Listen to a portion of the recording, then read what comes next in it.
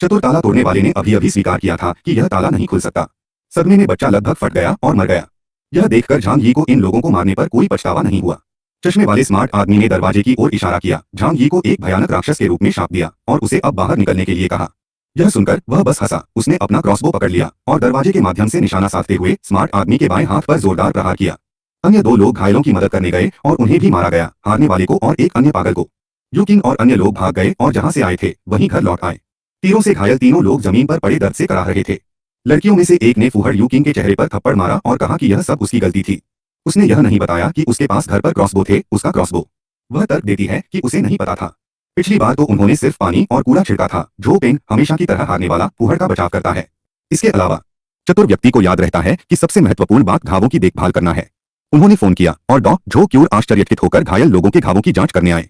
उन्होंने बताया कि घाव इतने गहरे होने और पेशेवर उपकरणों के बिना उनके घाव 20% से भी कम हैं। इसके अलावा लोहे का तीर जंग खा चुका था और एंटीबायोटिक्स के बिना उसकी मृत्यु निश्चित थी। लड़की, जो गूंगे बच्चों में से एक की रिश्तेदार है, इस खबर पर रोती है और कहती है कि झांग ही बहुत क्रूर है और उसने जानबूझकर ऐसा किया है।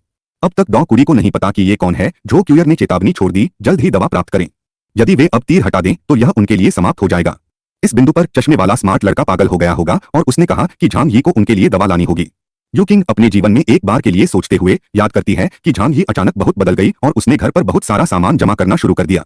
वह दूसरों को बताती है कि झांग ही के पास दवा है क्योंकि उसने उसे पहले इसे स्टॉक करते हुए देखा था। इसके अलावा यहाँ किसी ने भी उसे नुकसान नहीं पहुंचाया। वे सिर्फ उसका घर लूटना चाहते थे, लेकिन चूंकि वे असफल रहे और केवल उन्हें ही चोट लगी, यह उसकी गलती है। कोने से झो क्यूयर सब कुछ सुन रही है, बस सोचती है कि वह इस लड़के को नहीं जानती है, लेकिन वे वैसे भी मरने के लायक हैं। दूसरी लड़की हर चीज के लिए यू किंग को दोषी ठहराती है और उस लड़की को यह पता लगाने के लिए मजबूर करती है कि झांग ही को सभी को दवा देने के लिए कैसे मनाया जाए। इस बार हारने वाला भी मान गया, दवा के बिना वह भी मर जाएगा। अब योजना उसे कॉल करने की थी, जिसका उसने आसानी से उत्तर दिया।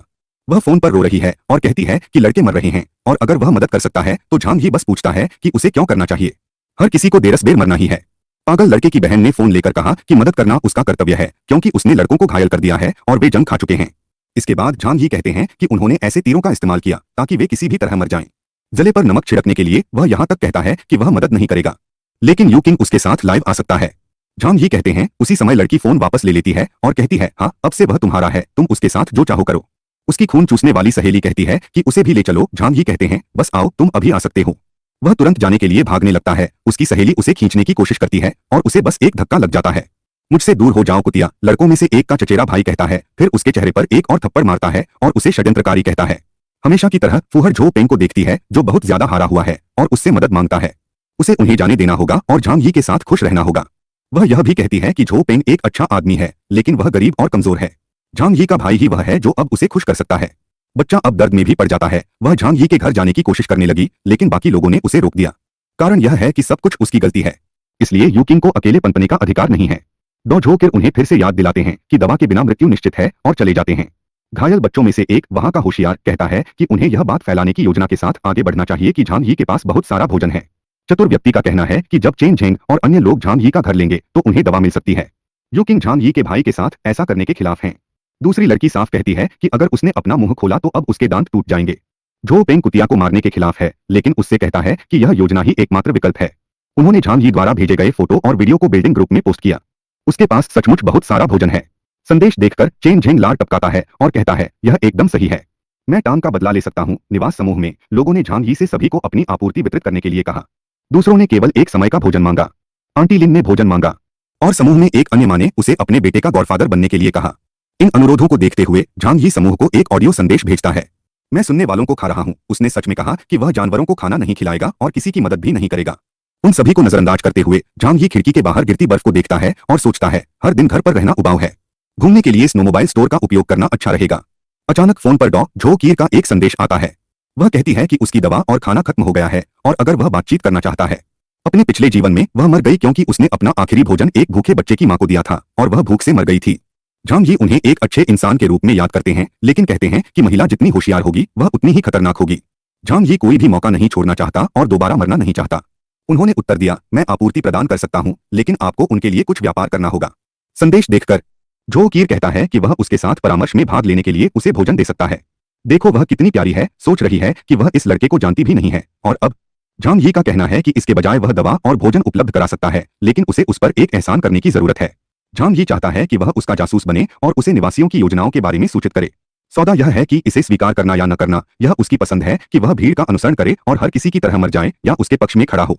वह एक पल के लिए सोचती है कि क्या यह सही है, लेकिन स्वीकार करने का फैसला करती है। पहला कदम उठाया गया है दोस्तों। हमारे झांग ही के पास बहुत सारा भोजन है, लेकिन उसके पास भोजन की कमी है ना? तभी चश्मे वाले चतुर व्यक्ति ने अंतिम धमकी भेजी। झांग ही, आप कहाँ हैं? आखिरी मौका, क्या आप सामान पहुंचाएंगे या नहीं? मैसेज देखकर झांग ही ने ग्रुप में ट्रोल करते हुए कहा कि उनका खाना अभी खत्म हो गया है। घायल स्मार्ट आदमी उसे धमकी देता है और जल्द ही चेन झांग ही के बिना एक समूह बनाता है, जो उसके पास मौजूद सभी चीजों को चुराने के लिए एक साथ जुड़ने की योजना बना रहा है। जो कीर और अंकल यू समूह में हैं और उन्होंने झांग ही को इसके बारे में चेतावनी देने का फैसला किया। इसके साथ ही झांग ही को यकीन है कि झो कीर उनके साथ सहयोग कर रहे थे। झांग ही ने उससे कहा कि उसके पास अपना बचाव करने की योजना है, बस झुंड के साथ मत रहो। सुबह के 2:30 बजे थे जब हथियारबंद लोगों का एक समूह चिल्लाते हुए घर की ओर बढ़ा और कहा कि उन्हें स्वार्थी को मारना है। उन्होंने अपनी पूरी ताकत से दरवाजा खटखटाया। सुरक्षा कैमरों के माध्यम से यह देखकर झांग ही ने हाई वोल्टेज डिवाइस चालू कर दिया। जो लोग करीब थे वे करंट की चपेट में आ गए और मर गए। अफसोस की बात है, बाकी लोग डरे हुए थे और भागना चाहते थे। हालांकि जैसे ही वे मुड़े, चेन झांग और उनके गिरोह ने उन्हें रोक लिया। उसने उन्हें आदेश दिया कि वे दरवाजा तोड़ना जारी रखें, अन्यथा वे मर जाएंगे। निवासियों को प्रेरित करने के लिए चश्मे वाले स्मार्ट व्यक्ति ने कहा कि अब उन्हें उन पड़ोसियों का बदला लेने के लिए झांग ही को मारना होगा जिन्हें उसने अभी मारा था। इसके अलावा अंदर एक चिमनी और बहुत सारा भोजन है। प्रोत्साहित होकर निवासियों ने एक लकड़ी का लट्ठा उठाया और दरवाजा तोड़ने की कोशिश करते रहे। कुछ देर शराब पीने के बाद झांग ही ने उनकी मदद करने का फैसला किया। उन्होंने अपना साउंड सिस्टम निकाला, एक्शन संगीत बजाया और कहा कि यह उन्हें प्रेरित करने के लिए था। संगीत सुनकर और अधिक क्रोध के साथ 20 मिनट बाद दरवाजा केवल खरोंच था और लोग भूख और थकावट से बेहोश हो रहे थे। निवासी, जो यह भी नहीं जानते थे कि दरवाजा स्टील का बना है, हैरान थे। उनमें से एक वहां जाकर आवर्धक कांच से निरीक्षण करता है और कहता है कि यह बैंक वॉल्ट जैसी ही सामग्री है, ऐसा दरवाजा जिसे कोई टैंक भी नहीं गिरा सकता। दरवाजे के दूसरी ओर अपने क्रॉसबो के साथ झांग ही ने केवल गले पर ही निशाना साधा। वह आदमी वहां तड़प रहा था और अन्य पड़ोसी चिल्लाते हुए दौड़े कि उसके पास हथियार हैं। किसी तरह झांग ही ने उन लोगों पर हमला किया जो उसके दरवाजे की ओर भी नहीं आ रहे थे। तकनीकी रहस्य यह है कि दरवाजे के पीछे झांग ही को इसके लिए कोई अपराध बोध महसूस नहीं हुआ, केवल आत्मरक्षा महसूस हुई। चश्मे वाला वह चतुर व्यक्ति जो शांत होने के बाद बच गया, कहता है कि उसके पास एक योजना है। दरवाजा स्टील का और मोटा है, लेकिन दीवार अभी भी सीमेंट की ईंटों से बनी है। पड़ोसियों को समझ आ गया और उन्होंने दरवाजे के बगल की दीवार पर हथौड़ा चलाना शुरू कर दिया। दीवार में दरारें दिखाई देने लगीं और फिर एक झटके के साथ धात्विक ध्वनि उत्पन्न हुई। चश्मे वाला आदमी दरवाजे के किनारे लगे तीरों से डर गया और जांच करने चला गया। दीवारें भी स्टील से बनी हैं। हर कोई हैरान था, आखिर कोई दीवारों में स्टील क्यों लगाएगा? जो कोई जानता था कि यह स्थिति होने वाली है, उसने दीवारों में कई अन्य स्थानों को तोड़ने की कोशिश की और हर कोने में धातु थी। वे उसके ऊपर और नीचे वाले अपार्टमेंट में गए और जैसा कि अपेक्षित था, हर जगह धातु थी। इस दुखी आदमी के पास एक अभेद्य किला है। उपकरणों के बिना दीवारों में छेद करना असंभव था। पड़ोसियों को एहसास हुआ कि झांग ही को इस तरह के जटिल किले का निर्माण करने के लिए सर्वनाश के बारे में पता होना चाहिए। हर कोई यह कहते हुए निराशा में था कि झांग ही स्वार्थी था और केवल अपने बारे में सोचता था। दो निवासियों ने एक दूसरे को भूख से देखा और एक पल के लिए एक दूसरे को खाने के बारे में सोचा, लेकिन यह बीत गया। एक पड़ोसी का कहना है कि उसे याद है कि उसके अपार्टमेंट की बालकनी कांच की बनी है। इस विचार ने सभी को फिर से उत्साहित कर दिया। अपने पड़ोसी अपार्टमेंट से लकड़ी के तख्तों का उपयोग करते हुए झांग ही शांति से बैठे रहे, जबकि सभी लोग बालकनी पर इकट्ठे थे। दुर्भाग्य से उनके लिए शीशा बुलेट प्रूफ था और वे उसे खरोंच भी नहीं सकते थे। उन्हें गर्म करने में मदद करने के लिए, क्योंकि बाहर बहुत ठंड है, झांग ही ने एक मोलोटोव कॉकटेल लिया और उसे दीवार के एक छेद में फेंक दिया, जो जल्द ही छत से उनके सिर पर गिर गया। तत्व की दृष्टि से यह एक क्षण का आतंक था और फिर कई दर्द का, पूरी तरह से आग पकड़ने वाला। वह तड़पकर बालकनी से कूद गया। आग फैल गई और बाकी सभी को ठंड से बचाया गया, जबकि झांग ही सब कुछ देख रहा था। अन्य लोगों ने अगले दरवाजे वाले अपार्टमेंट में वापस जाने की कोशिश की, हालांकि खुद के जलने के डर से दूसरों ने उन्हें ऐसा नहीं करने दिया। वे तख्तों से गिर गए और जो नहीं गिरे उनमें से किसी ने थोड़ा गर्म होने का अवसर लिया। थोड़ी देर के बाद पश्चाताप करने वाले निवासी भोजन की भीख मांगते हुए शीशे के सामने उसकी बालकनी में लौट आए। अपने पिछले जीवन की तरह उन्होंने खाया। उन्हें उन पर दया भी नहीं आती। उन्हें लार टपकाते देख हेस ने उन्हें गर्म पास्ता दिखाया, यहाँ तक कि वह इसे उनके ठीक सामने एक मेज पर भी रख देता है। तब झांग ही ने उनसे कहा कि जो कोई भी चेन झेंग का सिर लाएगा उसे 1 सप्ताह तक भोजन मिलेगा। यह सुनकर हर कोई पड़ोसी अपार्टमेंट में चेन झेंग की ओर उत्सुकता से देखने लगा। यहाँ तक कि जो लोग उसके पीछे थे उन्होंने भी झांग ही की बातें सुनी। चेन झेंग को मारने का मतलब है 1 हफ्ते तक खाना पीना। चेन झेंग ने सबकी नजरों के सामने दरवाजा भी बंद कर दिया, लेकिन इससे पहले कि वह करीब आता, उसके आदमियों और हाथ में मौजूद बंदूक ने उसे रोक दिया। इस बिंदु पर झांग ही ने मालिक के समूह में इनाम नोटिस डाल दिया। जो कोई भी चेन झेंग को मार सकता था उसे 1 सप्ताह का भोजन मिलेगा। अगली सुबह दुबले पतले लोग अपने भोजन के लिए घात लगाए बैठे थे। अगर उसके पास पिस्तौल भी हो तो भी वे उसे आश्चर्यचकित कर सकते थे। चेन झेंग और उनके वफादार अनुयायियों पर पीछे से हमला किया गया, लेकिन नतीजा यह हुआ कि दोनों जमीन पर गिर पड़े। बॉस ने उन्हें भोजन के रूप में संग्रहित करने का आदेश दिया और उसके एक आदमी ने देखा कि इस हमले में बॉस को पीठ में चोट लगी है। चेन झेंग ने झो क्यूयर को अपने घाव का इलाज करने के लिए बुलाया। जल्द ही वह ड्रेसिंग कर रही थी और उसने कहा कि यह मुफ्त नहीं है। चेन झेंग का कहना है कि वह उनके साथ खाना खा सकती हैं। यह देखकर कि जो सूप सभी लोग खाने वाले थे वह किस चीज से बना था, वह कहती है कि वह भूखा मरना पसंद करती है। चेन झेंग कम से कम यह कहती है कि वह इस इमारत में भोजन बनने वाली आखिरी व्यक्ति होंगी। उसने इस बकवास को नजरअंदाज करते हुए वहां से निकलने की कोशिश की, हालांकि चेन झेंग ने कहा कि उसके ठीक होने के बाद ही वह जा सकती है। वह कमरे के कोने में बैठी रही जबकि पुरुषों ने झांग यी को पाने की अपनी योजनाओं पर चर्चा शुरू कर दी। यार देखो, विषम परिस्थितियों में इंसान किस हद तक आगे बढ़ जाता है। यदि चेन झेंग घायल नहीं हुआ होता और उसे अभी भी उसकी जरूरत होती तो मुझे यकीन है कि वह और भी चीजें थोपता, आप जानते हैं। योजनाओं को सुनने के बाद उसने कहा कि वह बाथरूम जा रही है, लेकिन वास्तव में वह झांग यी को वह बताने के लिए वहां गई थी जो उसने सुना था। बाद में चेन झेंग के आदमी भोजन और स्टील लेने के लिए पड़ोसी अपार्टमेंट में गए। उन्होंने उन्हें अंदर जाने दिया और यह नहीं सोचा कि खाना उनके लिए है। उन्होंने दंपति के सिर पर वार कर उन्हें मार डाला, लेकिन यह सुनिश्चित करने के लिए उन्होंने और भी वार किए। चेन झेंग ने हमारे डॉक्टर से कहा कि उसके घर के आसपास शिकारी नहीं हो सकते क्योंकि वे उसका शिकार करने की कोशिश कर सकते हैं। जो क्यूयर यह देखना शुरू कर रहा है कि चीजें कैसी हैं। जिस घर में फुहड़ यू किंग के दोस्त हैं, उन्हें बिना किसी दवा के तीर निकालना पड़ा। सभी को गंभीर संक्रमण है, शायद ठंड कुछ दर्द दूर कर रही है। जो पेंग ने अपने चचेरे भाई से झांग यी को एक बार और समझाने की कोशिश करने के लिए कहा, लेकिन उसने कहा कि यह बेकार है, कोई रास्ता नहीं है। दिन बीतते हैं और झांग यी केवल खाता है और चेन झेंग को फिर से घात लगाए जाने के डर से देखता है। जैसे जैसे वह अधिक से अधिक खाता है, झांग यी उसकी स्थिति के बारे में पूछने के लिए जो क्यूयर को बुलाती है। वह कहती है कि चेन झेंग पागल हो गया था, सबका खाना खत्म हो गया, वे हर किसी को मारने और भोजन की तलाश करने के लिए हर दिन घरों पर हमला कर रहे हैं, इसके अलावा मृतकों को बाद के लिए रख रहे हैं। उसने कई दिनों से कुछ नहीं खाया है और पूछती है कि क्या वह उसे बचा सकता है। वह एक पल के लिए सोचता है कि एक सक्षम डॉक्टर होने के नाते वह बहुत उपयोगी है। सर्वनाश के बाद की दुनिया में डॉक्टर खजाना है। तो झांग यी कहती है कि वह एक आखिरी काम करने के बाद उसके घर आ सकती है। थोड़ी देर बाद जो पेंग हताश होकर अपने दरवाजे को पीटने जाता है। वह कहता है कि उसका प्यार यू किंग भूख से मर रहा है। वह झांग यी के दरवाजे पर गया और उस लड़की के लिए खाना मांगा जिसने उसे इस्तेमाल किया और अस्वीकार कर दिया। झांग यी का यह भी कहना है कि उनमें टेटनस पहले से ही विकसित हो चुका है, अब दवाएं काम नहीं करेंगी। जैसे ही वह घर वापस आता है, उसे याद आता है कि उसने कभी फुहड़ लड़की का हाथ भी नहीं पकड़ा था। इसलिए मृत्यु की प्रतीक्षा करने के बजाय वह यू किंग के कमरे में भाग गया, घुटनों के बल बैठ गया और उससे शादी करने के लिए कहा। उसने निराश होकर उसे फेंक दिया। हारने वाले ने उसकी गर्दन पकड़ ली और कहा कि वे फिर नर्क में शादी करेंगे। उसने यह कहते हुए उसके चेहरे पर थप्पड़ मारा कि वह झांग यी की है। झेंग पेंग फिर कहता है कि उसे पाने के लिए उसे नरक में जाना होगा। फिर हम डॉक झो कीर के पास वापस जाते हैं। उसने पुरुषों से कहा कि वह आज उनके लिए अच्छा भोजन बनाएगी। उन्हें यह भी ध्यान नहीं आएगा कि यह नियमित मांस नहीं है। प्रसन्न होकर उन्होंने सोचा कि वह गौरव के बारे में भूल गई है। वह उनसे कहती है कि वह उनकी तरह मरना नहीं चाहती। थोड़ी मदद करने के बाद वह कहती है कि बाकी सब वह अकेले ही संभाल लेगी। सूप में कुछ डालकर और अच्छी तरह हिलाकर उसे यह प्रयास करना पड़ा कि उसे वहीं उल्टी न हो जाए। कुछ समय बाद उसने सभी की सेवा की। सूप सचमुच बहुत अच्छा लग रहा था, सभी ने कहा। उनका विश्वास हासिल करने के लिए झो कीर ने भी खुद को सूप का कटोरा परोसा और अपने कमरे में वापस चली गई। यह आशा करते हुए कि उसकी दवा असर करेगी, उसने नींद की गोलियों की एक पूरी शीशी उसमें डाल दी और कुछ ही मिनटों में सभी लोग सो गए। राहत मिली, यह काम कर गया। उसने संदेश भेजा कि सभी लोग सो रहे हैं। उसे आगे क्या करना चाहिए? झांग यी का आदेश है कि सभी को बालकनी में ले जाया जाए। वह दूसरी तरफ से सब कुछ देख रहा था। ठंड महसूस करते हुए वह पूछती है कि क्या वह उन्हें मारने का इरादा रखता है। यह सुनकर उसने रस्सी फेंकी और कहा, कमोबेश यही है। उसे सभी को बालकनी की रेलिंग से बांध देना चाहिए। वह कहती है कि वह कम से कम मदद कर सकता है, लेकिन वह कहता है कि यहाँ उसकी ही परीक्षा हो रही है। सभी को रेलिंग से बांधकर उसने चेन झेंग की बंदूक पकड़ ली। चिंतित होकर उसने उसे पत्रिका निकालने और बंदूक उस पर फेंकने की चेतावनी दी। उसने यह भी मोलभाव करने की कोशिश की कि क्या उसे उस पर भरोसा करना चाहिए, लेकिन इस तर्क के साथ कि यह उसकी एकमात्र पसंद है। झो कीर ने बात मानी और झांग यी पर बंदूक फेंक दी। बंदूक प्राप्त करने के बाद उन्होंने इसकी जांच की और पुष्टि की कि यह वही बंदूक है जिसका इस्तेमाल चेन झेंग ने किया था। फिर वह कमरे में वापस गया, पानी की नली पकड़ी और वहां से उसने झो कीर को चेतावनी दिए बिना बालकनी पर पानी फेंक दिया। पानी गिरने के दौरान वह अपार्टमेंट में दाखिल हुई और कुछ ही देर में चेन झेंग और बाकी सभी लोग चिल्लाते हुए जाग गए। उनके हाथ पैर बंधे देखकर उसे एहसास हुआ कि उसे नशीला पदार्थ दिया गया है। वह बस झांग यी को कुछ बार कोस सकता था। पानी के कुछ स्प्रे के बाद चेन झेंग पॉप्सिकल में बदल गया। डॉक झो कीर, जो खड़े होने में भी बहुत कमजोर हैं, कॉल करते हैं और कहते हैं कि सब कुछ हो गया। कुछ मिनटों के बाद हमारी खूबसूरत डॉक्टर झांग यी के दरवाजे पर थी और कैमरे के माध्यम से देख रही थी। हालांकि अब तक सब कुछ ठीक रहा है, वह यह सुनिश्चित करना चाहता था कि कोई जोखिम न हो।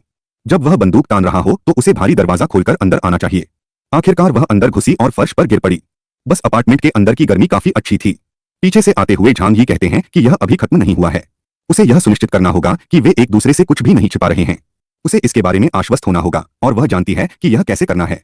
शर्माते हुए वह जानती है कि उसे क्या करना है। झो कीर सब कुछ उतार देती है और केवल अंडरवियर में रहती है। अब जब वह देख सकता है कि वह कुछ भी नहीं छिपा रही है तो झांग यी ने कहा कि यह अब बिल्कुल सही है। उसे उस कमरे में ले जाया गया जहां उसे स्नान करना होगा और अपने गंदे कपड़े बदलने होंगे। जब उसने शॉवर की आवाज सुनी तो उसने मेडिकल किट से सारा सामान निकालकर जब्त कर लिया। सतर्क रहना हमेशा बेहतर होता है। एक सुखद समय के बाद झो कीर पायजामा पहनकर बाथरूम से बाहर आई। यह दृश्य झांग यी को द्रवित कर गया। उसने उससे बैठकर अपने बाल सुखाने को कहा। वह कहता है कि उसने उसे जाने दिया क्योंकि वह उसके लिए मूल्यवान है। यदि वह नियमों का पालन नहीं करेगी तो वह कोई दया नहीं दिखाएगा। उसका कमरा वही होगा, अब से तुम वहीं रहोगे, मेरी अनुमति के बिना तुम्हें घूमने की अनुमति नहीं है। वह परिणामों से अवगत थी। झांग यी का कहना है कि इस अराजक दुनिया में उसने जो सबसे अच्छा काम किया वह उसके साथ जुड़ना था। उनके बीच विश्वास को मजबूत करने के लिए झांग यी ने अपने रहस्य को उजागर करने और झो कीर की वफादारी सुनिश्चित करने का फैसला किया। इस घर में वह देख सकती है कि खाना नहीं है, वह हर चीज के लिए इतना तैयार रहता है। इसका कारण यह है कि उसके पास एक ऐसी शक्ति है जिसके बारे में कोई नहीं जानता। उसने उसके सामने आयामी भंडार कक्ष से रोटी ली। यदि वह उसे धोखा देती है या मार डालती है तो उसे खाना नहीं मिलेगा और वह भूखी मर जाएगी। यह देखकर उसे समझ आ गया कि झांग यी इतने आराम से कैसे रह रहा है। उसने खाना खाया और भावुक होकर रोई भी। इतनी जल्दबाजी के कारण उसका दम घुट रहा था। अब जब वह साफ सुथरी है, उसे भूख या प्यास नहीं है, तो झो कीर घर के सभी कामों के लिए जिम्मेदार होगी। इससे पहले कि वह स्वीकार कर पाती, बदमाश ने टोकते हुए पूछा कि वह और क्या पेशकश कर सकती है। एक बुद्धिमान व्यक्ति होने के नाते वह जानती थी कि वह क्या चाहता है। इस दृश्य से झांग यी की आंखें भी चौड़ी हो गईं। साथ और कामों में मदद के अलावा अब वे एक जोड़े भी होंगे। किसी भी जोड़े की तरह वे व्यायाम के अपने पल एक साथ बिताएंगे और हमारी खूबसूरत डॉक्टर झो कीर भरपूर भोजन करेंगी। अगले दिन झो कीर को अभी भी सोते हुए देखकर झांग यी कहती है कि वह पिछली रात से बहुत थक गई होगी। जब वे घर से बाहर नहीं निकल सकते तब उनके आसपास एक महिला का होना बहुत सुखद होता है। उसने कपड़े पहने और वे नाश्ता करने चले गए। सर्वनाश से पहले की तुलना में अधिक विलासिता वाला जीवन। झांग यी ने उसके लिए विशेष ठंडे कोटों में से एक फेंका। बाहर जाते हुए झांग यी ने कहा कि उसे अभी भी काम करना है। उसने उसे बेसबॉल का बल्ला थमा दिया। भले ही उसने बाहर लोगों को रोकने में मदद की, अब झो कीर को वहां जाना होगा और जमे हुए शवों को नष्ट करना होगा, बिना यह बताए कि वह बिना किसी हिचकिचाहट के वहां क्यों गई, और पॉप्सिकल्स को काटना शुरू कर दिया। इस बीच झांग यी ने डॉक्टर की सारी मेहनत को फिल्मा लिया। फिल्माए जाने की परवाह न करते हुए वह हथौड़ा चलाती रही। रिकॉर्डिंग का उद्देश्य इसे निवास समूह को भेजना और सभी को यह दिखाना था कि चेन झेंग, वह व्यक्ति जो सभी को आतंकित कर रहा था, अब टुकड़े टुकड़े हो गया है। उनके घरों में लोगों ने आलोचना करने या यह पूछने की भी जरूरत नहीं समझी कि डॉक्टर वहां क्यों थे। उन्होंने सिर्फ प्रशंसा की और जश्न मनाया। चीजें जिस तरह से हुई उससे खुश होकर झांग यी को युकिन से फोन आया। झांग यी का कहना है कि उन्हें नहीं पता था कि वह अभी भी जीवित हैं। पागल दिखने वाली लड़की कहती है कि उसने चेन झेंग की मौत के बारे में सुना है और अब वह उसकी पत्नी बनने के लिए तैयार है और उसे झो कीर के साथ रहना चाहिए क्योंकि उसे लगा कि वह मर चुकी है। उसके पीछे उसके दोस्त लड़की को मारने के लिए तैयार थे और उन दोनों ने दूसरी तरफ से चीखें सुनी। झांग यी ने इसका फायदा उठाकर उसके दिमाग को और भी खराब कर दिया। उसने झो कीर की एक तस्वीर भेजकर कहा कि वह उसकी मंगेतर थी। जब उसने नया संदेश देखा तो वह दोनों लड़कियों से मुक्त हो गई और झांग यी और उसकी प्रेमिका को देखने के लिए फोन की ओर भागी। लड़की यह कहते हुए पागल हो गई कि वह झांग यी को किसी से भी ज्यादा प्यार करती है। हालांकि झांग यी ने उसके चेहरे पर यह कह दिया कि उसे कोई फर्क नहीं पड़ता और वह जिससे प्यार करता है वही अब उसके साथ है, और फोन रख दिया। बेचारी लड़की की सहेलियां अब युकिन को मारना भी नहीं चाहती थीं। उनका गुस्सा इस बात पर था कि लड़की झांग यी के साथ रहने जा रही है और वे एक दूसरे से पंगा ले रहे हैं, लेकिन अब वे एक दूसरे से पंगा ले चुके हैं। उसने कितना कष्ट सहा, उससे संतुष्ट होकर झांग यी ने अपनी छोटी प्रेमिका से पूछा कि क्या वह बहुत क्रूर थी। वह कहती है कि वह थे या नहीं, इससे कोई फर्क नहीं पड़ता, उनके पास अपने कारण हैं। उसने भी पहली बार उसके बारे में तब सुना था जब वह दो लड़कियों की मदद करने गई थी और वे कैसे पागल लग रही थीं। यदि झांग यी ने वही किया जो उसने किया तो यह सही है। सामने वाली इमारत में एक व्यक्ति ने फैसला किया कि वह अब और नहीं सह सकता और उसने इमारत से कूदने का अपना सपना पूरा करने का फैसला किया, लेकिन दोनों पर इसका कोई असर नहीं हुआ। कुछ ही देर बाद झांग यी का फोन बजा। उसके चाचा यू खुश थे। झांग यी का कहना है कि यह जानकर बहुत अच्छा लगा कि वह ठीक हैं। झांग यी की चेतावनी से बचाई गई आपूर्ति की बदौलत वह सब कुछ बच गया। इसके अलावा अब वह पहले से अकेली माशी ले मेई के साथ है। उनका बेटा बीमार है और उन्हें दवा की जरूरत है। सभी लोगों में से अंकल यू एकमात्र ऐसे व्यक्ति थे जिनकी झांग यी मदद करते थे, इसलिए उन्होंने उनसे बाद में दवा लेने के लिए आने को कहा। झो क्यूयर को अपने चाचा के बारे में बताने और उनका जूस पीने के बाद कोई दरवाजा खटखटा रहा था। सुरक्षा कैमरों की जांच करने पर उसने देखा कि यह उसके चाचा और शी लेमेई थे। उनके पास बस इतना ही था। उसने दरवाजा भी नहीं खोला। उसने दवा को दरवाजे के छेद से फर्श पर फेंक दिया। उसके चाचा ने मदद के लिए उसे धन्यवाद दिया, लेकिन महिला इससे भी अधिक चाहती थी। वह जानती है कि उसके पास चिमनी है और उसने अंदर आने के लिए कहा। उसके बच्चे को गर्माहट की जरूरत है। इस बिंदु पर झांग यी का कहना है कि यह गड़बड़ है। वह अंकल यू को चोट नहीं पहुंचाना चाहता था, लेकिन सबसे बढ़कर सुरक्षा सबसे पहले आती है। उसने झूठ बोला कि कोयला खत्म हो गया है और अब उसके और उसकी प्रेमिका के पास गर्म रहने के लिए 7 या 8 कोट हैं। अंकल अब झांग यी को परेशान नहीं करना चाहते थे, लेकिन महिला ने अंदर आने पर अधिक से अधिक जोर दिया क्योंकि अगर डॉक्टर झो क्यूयर उनके साथ थे तो वे ऐसा नहीं कर सकते थे। झांग यी का तर्क था कि उसकी उससे सगाई हो चुकी है और इसीलिए वह यहाँ है। यह सुनकर वह एकदम शर्मा गई। आखिरकार अंकल यू यह सुनकर थक गए और कहा कि बस बहुत हो गया। बस दवा बढ़िया थी, उनके पास अभी भी खाना है। उन्हें दूर भेजने के बाद झांग यी और भी थक गया था। अपने पिछले जीवन में यह महिला बिना कुछ लिए जीवित रही। चूंकि इस बातचीत ने उसे थका दिया था, इसलिए वह अपनी प्रेमिका की गोद में आराम करने चला गया और शानदार नजारा देखने लगा। झांग यी को लगता है कि ज़ी लिमी के आसपास होने से उसकी योजनाएं भी गड़बड़ा सकती हैं। यह कोई आश्चर्य की बात नहीं है कि जब वे घर लौटे तो चाचा पूछने आए कि वह अपने भतीजे के भरोसे का दुरुपयोग क्यों कर रही है। वह यहाँ तक कहती है कि यह सब बच्चे के सर्वोत्तम हित के लिए है, लेकिन चाचा उसे याद दिलाते हैं कि वह अपने भतीजे का एहसानमंद है। यदि वह उसे सर्वनाश से पहले भोजन बचाने के लिए नहीं कहता तो उसके पास कुछ भी नहीं होता। सहमत होने के बजाय जीलिनी ने दावा किया कि झांग ही ने मदद के लिए दवा नहीं दी, सब कुछ उसके लिए बाद में एहसान बटोरने के लिए था, यह कहते हुए कि झांग ही एक स्वार्थी आदमी है। यह सुनकर चाचा चिल्लाए कि हर चीज की सीमा होती है। वह बूढ़ा हो सकता है लेकिन वह मूर्ख नहीं है। अगर वह उसे दोबारा बुरा कहेगी तो वह अकेली हो जाएगी। चतुर महिला ने विषय को छोड़ दिया। अगली सुबह दूसरी इमारत के लोगों ने झांग ही की इमारत तक बर्फ के नीचे एक सुरंग खोदी। उनका सामना करने वाले हर व्यक्ति को दुश्मन के रूप में देखा जाता था और पहले बदकिस्मत को एक ही गोली लगती थी और वह पलट जाता था। वे मजबूत दरवाजे से अवगत थे और इसे खोलने के लिए डायनामाइट ले आए। उनमें से एक ने उसे जलाया, भागा और विस्फोट से नुकसान हो गया। इस विस्फोट के बेतुके शोर ने झांग ही को जगा दिया और वह तुरंत जांचने गया कि क्या हो रहा है। कैमरे के माध्यम से उन्होंने आसपास रहने वाले निर्माण श्रमिकों को देखा। वे जांच करने आए थे, उन्हें यकीन था कि विस्फोट से दरवाजा नष्ट हो जाएगा, लेकिन कुछ नहीं हुआ। उसके पास जो कुछ था उसे छीनने के इस प्रयास से क्रोधित झांग ही ने दुर्भावनापूर्वक जवाबी कार्रवाई की। एक ग्रेनेड ने उनकी ठंड की समस्या को हल कर दिया। उन सभी को गर्म करने के बाद झांग ही ने सोने के लिए अपने कई का उपयोग किया। उसकी गोलियां खत्म हो रही थीं क्योंकि उसकी बैलिस्टिक आपूर्तियां कम थीं और इससे उसे पुष्टि हो गई कि अन्य इमारतों के लोगों को उसके भंडार के बारे में पता होना चाहिए और वे भी उसके पीछे आ रहे हैं। इन विस्फोटों और गोलियों ने हमारे प्यारे डॉक्टर को भयभीत कर दिया। आखिरकार दुनिया में केवल एक ही जगह है जहां हर दिन ऐसी आवाजें सुनना सामान्य बात है। शर्मिंदा होकर उसने इसे छुपाया और अपना काम करने चली गई। अब झांग ही के लिए यह स्पष्ट था कि उन्हें कार्रवाई करनी चाहिए। आवाज समूह में हर कोई पहले के शोर के बारे में पूछ रहा था। झांग ही हमेशा की तरह होशियार ने कहा कि यह दूसरी इमारत के निवासी थे जिन्होंने उसके घर को उड़ाने की कोशिश की थी और जल्द ही दूसरों को लूटने वाले थे, लेकिन उसने उन्हें इमारत से बाहर निकाल दिया और कुछ को इस जीवन से बाहर कर दिया। इसके लिए सभी ने झांग ही को धन्यवाद दिया। अधिक जानकारी प्राप्त करने के लिए उसने अपने चाचा को फोन किया। यह समूह जो अभी आया है बिल्डिंग 26 से है और इसका नेतृत्व हुआंग तियानफैंग नामक व्यक्ति कर रहा है। चाचा की जानकारी यह है कि उन्होंने वही किया जो चेन झेंग ने इस इमारत में किया था, आवास को पलट दिया, जगह पर कब्जा कर लिया और खाना भी चुरा लिया। झांग ही ने अपने चाचा को स्पष्ट कर दिया कि उन्होंने कई लोगों को उलट दिया है, इसलिए वे बदला लेने के लिए वापस आएंगे और कुछ करने की कोशिश करेंगे। इसलिए उन्हें पड़ोसी निवासियों को एकजुट करना होगा और अपनी रक्षा करनी होगी। फिर केवल झो क्यूर के साथ बात करते हुए झांग ही ने कहा कि अगर मौका दिया गया तो पड़ोसी उसकी पीठ में छुरा घोंप देंगे। उसे अंकल यू के साथ मिलकर अन्य बिल्डिंग के समूहों के बारे में जानकारी इकट्ठा करने का मिशन लेना होगा। केवल 2 दिन बीते थे और अब वह एक नौकरानी के वेश में थी और अपनी खुफिया सेवा को जो कुछ भी पता चला था उसे बता रही थी। गलत जगह देखना बंद करें और ध्यान दें।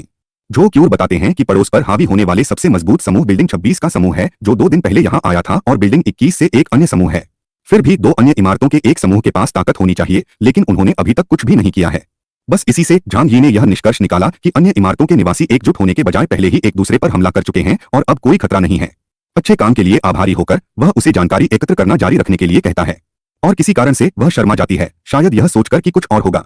बिल्डिंग 26 से वही समूह इमारत में लौट आया और इस बार उन्होंने इमारत के अन्य अपार्टमेंटों के लोगों को पलटना शुरू कर दिया और संदेश छोड़ दिया कि जब तक झांग ही नहीं जाएंगे इमारत के सभी निवासी मर जाएंगे। जल्द ही यह खबर फैल गई और हमारे जोड़े के अभ्यास में बाधा उत्पन्न हुई। इमारत के निवासी झांग ही से कार्रवाई करने की मांग कर रहे थे। यह देखकर वह क्रोध लौट आया। उन्होंने टेक्स्ट और ऑडियो संदेश भेजकर कहा कि हर किसी का जीवन उनके लिए कोई मायने नहीं रखता और उन्हें अकेले ही अपना बचाव करना होगा। कुछ ही देर बाद झांग ही ने अपने चाचा को फोन किया और कहा कि अब चमकने की बारी उनकी है। बिल्डिंग ग्रुप में उन्होंने बताया कि बिल्डिंग 26 का गैंग सिर्फ 20 लोगों का है, अगर वे एकजुट हो जाएं तो उनके खिलाफ लड़ सकते हैं। बोलते हुए सभी इस बात पर सहमत हुए कि उन्हें यह करना ही होगा। उन्होंने चैट में यह भी कहा कि वह कई दिनों से ठीक से खाना नहीं खा रहे हैं। एकमात्र व्यक्ति जो युवा, मजबूत और पोषित है वह झांग ही है। वह एकमात्र ऐसा व्यक्ति है जिसके पास सभी का नेतृत्व करने की ताकत है। इसके साथ झांग ही ने चैट में एक संदेश भेजा कि वह प्रतिद्वंद्वी इमारत का सामना करने में सभी की मदद कर सकता है जब तक कि हर कोई उसके आदेशों का पालन करता है। सभी ने कहा कि उन्हें ऐसे आदेशों का पालन करना स्वीकार है जिससे उनकी जान को खतरा न हो। अपने घर में शांत हमसे बेहतर खाना खा रहा है। झांग ही का कहना है कि उन्हें जोखिम उठाना होगा, हाँ, अन्यथा उन्हें बिल्डिंग 26 के समूह के आने और सभी को मारने का इंतजार करना चाहिए। एक तरफ अंकल यू ने उन्हें झांग ही का अनुसरण करने के लिए सहमत होने के लिए प्रोत्साहित किया। उन्होंने आज्ञा मानना स्वीकार कर लिया। भूखों को प्रेरित करने के लिए उन्होंने बताया कि ऐसे वाहन हैं जो बर्फ में बाहर यात्रा कर सकते हैं। यदि वे बिल्डिंग 26 से समूह का सामना करते हैं तो वह उनके लिए भोजन ला सकता है। सभी पड़ोसी हर बात का पालन करने के लिए सहमत हुए, यहाँ तक कि सबसे खतरनाक चीजों को भी पड़ोसियों द्वारा न मारे जाने की उम्मीद में, और मुख्य रूप से भोजन प्राप्त करने के लिए। अब हर कोई झांग ही को इमारत के नेता के रूप में रखने के लिए सहमत है। अब जबकि हर कोई उसे एक उद्धारकर्ता के रूप में देखता है, झांग ही अपनी पहली खोज बाहर करेगा। अपनी विशेष ठंडी बनियान और कपड़ों से उसे कोई परेशानी नहीं होगी। जब झो क्यूयर कहने ही वाली थी कि वह उसके साथ जाएगी तो झांग ही ने कहा नहीं, उसे कभी भी अपार्टमेंट नहीं छोड़ना चाहिए और वह उसके बिना यहाँ रहने के लिए उस पर 100% भरोसा करता है। लेकिन जैसे ही वह चला जाता है, बदमाश उसकी उंगलियां चटका देता है और अपार्टमेंट में सारा सामान गायब कर देता है। वह इमारत की चौथी मंजिल पर उतरता है और वहां एक खिड़की के माध्यम से बाहर कूदने में सफल हो जाता है। तो बर्फ पहले से ही 4 मंजिल ऊंची है। जो कोई भी ठंड को नजरअंदाज करके यहाँ चलने की कोशिश करेगा वह कहीं न कहीं बर्फ में डूब जाएगा और नष्ट हो जाएगा। सौभाग्य से उसने अपने आयामी स्थान में एक स्नोमोबाइल संग्रहित किया था। एक इमारत में किसी ने यह दृश्य देखा। मुझे नहीं पता कि क्या उन्होंने उसे कहीं से स्नोमोबाइल खींचते हुए देखा था या बस उसे चलाते हुए देखा था। कुछ समय बाद वह वहां पहुंच गया जहां वह जाना चाहता था, तियानहुई सिटी पुलिस स्टेशन। शीशा तोड़ते हुए वह बिना किसी परेशानी के अंदर घुस गया। उसका लक्ष्य अधिक हथियार और गोला बारूद हासिल करना है। पुलिस स्टेशन के अंदर उन्होंने अधिकारियों को बिना गर्म कपड़ों या हीटर के ड्यूटी पर पाया। ठंड की पहली रात उनके लिए आखिरी रात थी। झांग ये अधिकारियों के प्रति अपना सम्मान दिखाते हैं और कहते हैं कि वे एक समय नायक थे जिन्होंने शहर की रक्षा की थी। जैसे ही वह शवों को ढकता है, उसे उस स्थान की चाबियां मिल जाती हैं। उनके साथ वह यहाँ सब कुछ खोल सकता है, यहाँ तक कि हथियार कक्ष भी। इस स्थान में प्रवेश करने पर यह कई लोगों के लिए स्वर्ग है। चुनने के लिए सभी प्रकार के हथियार और गोला बारूद मौजूद हैं। उसने बस सब कुछ अपने आयामी लूट स्थान में डाल दिया। झांग यी का कहना है कि अब उन्हें अपने तोपचारे के लिए भोजन की जरूरत है। वह अपने स्नोमोबाइल पर लौटता है और वहां चल देता है जहां शॉपिंग मॉल होना चाहिए। जमीन खोदने पर उसे उस स्थान की छत मिली। शीशा तोड़कर और उस जगह से गुजरते हुए उसने वह सब कुछ चुरा लिया जो उपयोगी हो सकता था। सुपरमार्केट में सभी फल ठंड से जम गए थे, साथ ही मांस भी।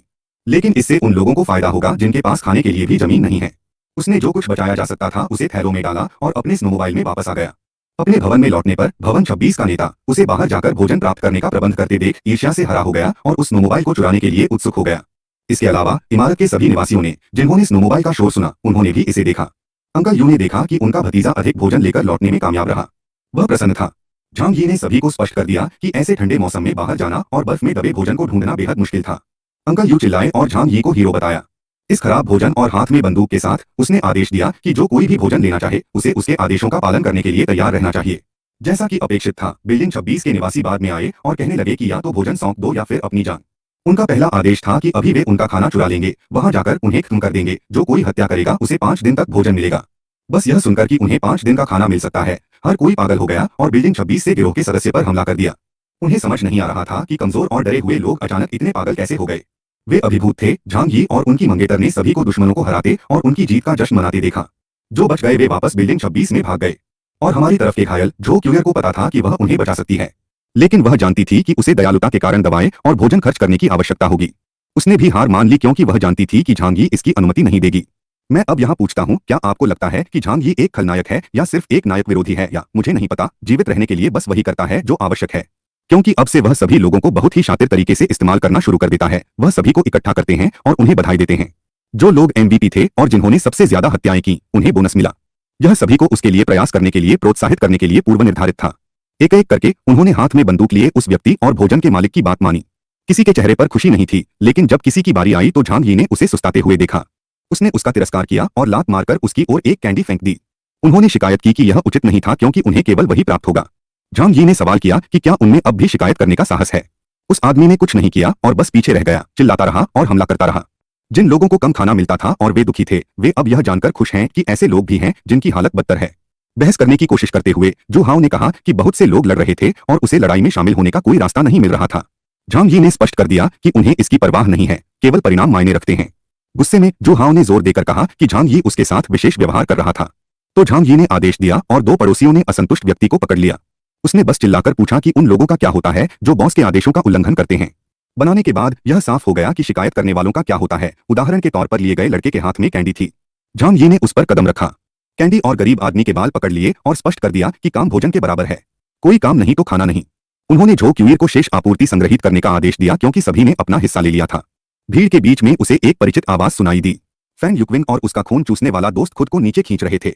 उन्होंने कहा कि उन्हें अभी तक अपना भोजन नहीं मिला है और यदि बड़े भाई झांग यी उनके बारे में नहीं भूले हैं तो हमेशा की तरह विनम्र झांग यी ने कहा कि वह उनके बारे में नहीं भूले हैं। झो क्यूर ने भोजन संग्रहित किया क्योंकि उन दोनों के लिए पर्याप्त भोजन नहीं था। फैंग युकिंग ने रोते हुए पूछा कि इतने सालों के बाद भी वह उसे पसंद क्यों नहीं करता। उसने एक तमाचा मारकर उसे वहां से चले जाने को कहा। उसने उसे कभी पसंद नहीं किया और अब उसने अद्भुत झो क्यूर से सगाई कर ली है। महिलाओं में से एक ने कहा कि वह एक सोने की खोज करने वाली फुहड़ थी। झांग यी ने सहमति जताते हुए कहा कि वह हमेशा अमीर लड़कों को धोखा देकर उनके पैसे हड़प लेती है। जिस लड़के को अभी अभी अपमानित किया गया था, उसने कहा कि उसने पहले भी कई बार उसका इस्तेमाल किया था। तब दूसरे लोगों ने कहा कि अगर उन्हें सर्वनाश से पहले पता होता कि वह खुद को बेच रही है तो उन्होंने भी फायदा उठाया होता। इतना अपमानित होने के बाद वह भाग गई। किसी कारण से 2 लोगों ने खून चूसने वाली दोस्त को पकड़ लिया और उसे कहीं और खींच लिया। उनकी अभिव्यक्ति और उसके मुंह को ढकने से मुझे लगता है कि वे उसे खाना खिलाने गए थे। उसके लिए जू हाओ ने फैंग युकिंग के बारे में बताने के लिए खाने के लिए कुछ बेहतर प्राप्त किया और अब कसम खाई कि वह मालिक के लिए बेहतर करेगा। शो के बाद झांग यी ने इमारत की किलेबंदी को व्यवस्थित करना शुरू किया। इमारत में कुल 47 लोग रहते हैं। अब झांग यी, झो क्यूर, अंकल यू और उनकी पत्नी शिली मेई को छोड़कर लोग 7-7 लोगों के 6 समूह बनाते हैं और बारी बारी से 24 घंटे इमारत की सीढ़ियों की रखवाली करते हैं। जब शत्रु आए तो चिल्लाना चाहिए, शोर मचाना चाहिए और सभी को सचेत करना चाहिए। अंकल यू एक पूर्व सेना अनुभवी होने के नाते सभी समूहों का आयोजन करेंगे। घर में आराम से रहते हुए झांग यी कुछ पढ़ रहा था और झो क्यूएर ने पूछा, अगर अब बर्फबारी शुरू हो जाए तो क्या होगा। जैसे ही उसने अपने हथियार आयामी लूट भंडार से बाहर निकाले, उसने कहा, वे सर्दियों में हैं। बर्फ पिघलने तक वे कम से कम 1 महीने तक फंसे रहेंगे। इसके अलावा सर्वनाश में सबसे बड़ा खतरा मौसम नहीं बल्कि लोग हैं। अब इस वैप हथियार के साथ उसके पास घर छोड़े बिना दुश्मनों से लड़ने का मौका है। उसने हथियार के दायरे से देखा कि कुछ लोग उसकी बिल्डिंग के गैराज की ओर जा रहे थे। वे निश्चित रूप से उस स्नोमोबाइल के पीछे जा रहे हैं जिसे झांग यी वहां छोड़ने का नाटक करता है, लेकिन वास्तव में लूट के भंडारण में रख देता है।